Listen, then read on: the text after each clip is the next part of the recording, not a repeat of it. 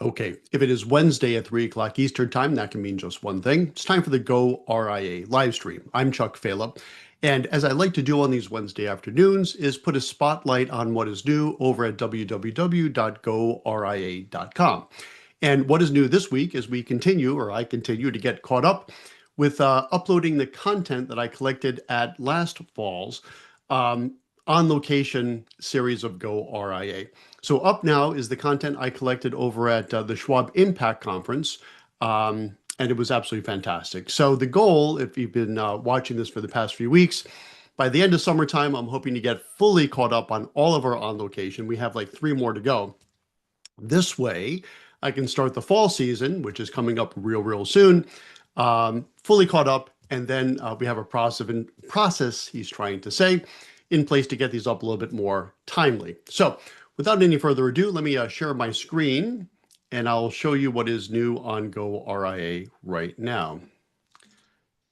Okay, so all you have to do is go to www.goria.com, and that will take you to the goRIA site. And where you want to go is to the on location section, and here we are. Okay, so yeah, as you can see, this was back in November, so we were almost fully caught up. And so let me kind of walk you through here because, the Schwab conference, it's absolutely fantastic. They really draw some of the biggest names in the industry, starting off here with Rick Edelman.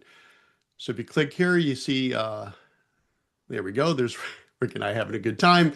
And what we were talking about here is how advisors could better serve their clients by finally understanding crypto.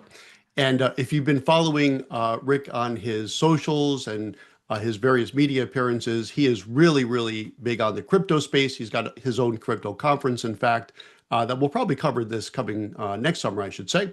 So he's got some really interesting things to share there, as well as some fairly aggressive opinions, I would say, on crypto. So that's worth a listen. Then next up, we have someone who really doesn't need much introduction either, Liz Ann Saunders, and she and I had just a phenomenal conversation. And this is a topic we talk about a lot on goRIA, which is, going RIA does not mean going alone.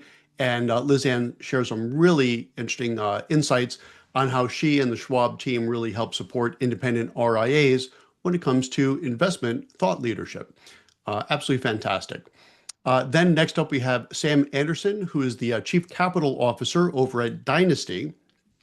And again, we're having a good time here and talking about what's still really in the news. So it's not too recent because, again, I'm a little bit backlogged on these, but it was recent back last November about the OpenArc move to the RIA space. Still in the news today. I mean, as of actually even this morning, there was a piece on it about what's going on there. What does that mean for the RIA space? Well, listen to this particular segment and you'll certainly get Sam's insight on that, which was fantastic. Okay, now we have Chris Reedy, who is the managing director over at Schwab, right? Specifically for business development.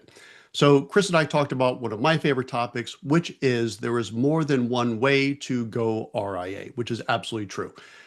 Many things I love, of course, about the RIA space, not least of which is the flexibility, right? You can build your own, a lot of good partners and resources for that. You could tuck in, a lot of good partners and resources for that.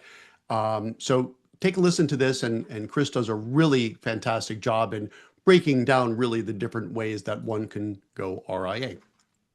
Okay, John O'Connell, good friend of mine and repeat guest. He's the founder of the Oasis Group, and he and I talk about something else I talk about quite a bit, which are tech mistakes advisors make when going RIA. So John has some really good insight. As a matter of fact, full disclosure, we actually hired John over at Sovereign for a tech problem we were having, and he just did a phenomenal job. So shout out to him on this. And also in the segment, I share one of the biggest tech mistakes I made.